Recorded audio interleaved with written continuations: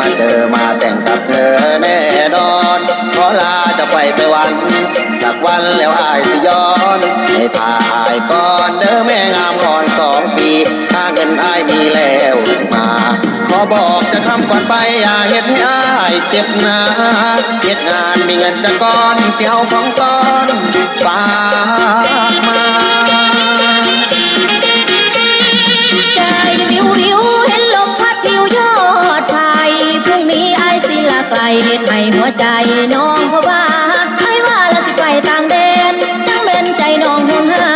ไอ้เอ่ยคำลาน้ำเอ่ยน้ำตาน้องหลังสิไปวังแล้วเมื่อคืนไอ้บอกว่าขอจับมือ2 หูดังจนมึน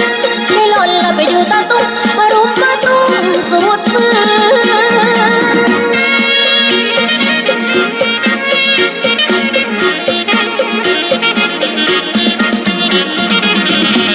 โอ้ยน้องมืออื่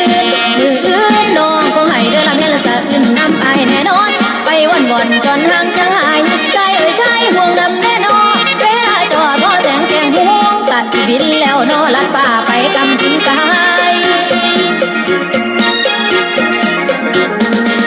ไปแล้วน้องเอ๋ยหายไปแล้วน้อ2 ปีโอ้ยตั้งสิพ่อให้เจ้าจงรออายเด้อถึงเราจะห่างกันไกลหัวใจมันคงเสมอ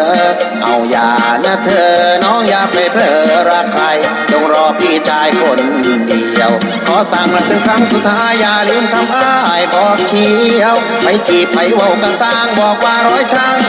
ถ้าอายผู้เดียวไป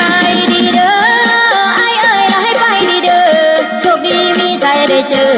สุดดังใจตั้งเลยเชียวต้องรออายอยู่เมืองไทยหัวใจหักอายผู้เดียวสิบ่ไปเลี้ยว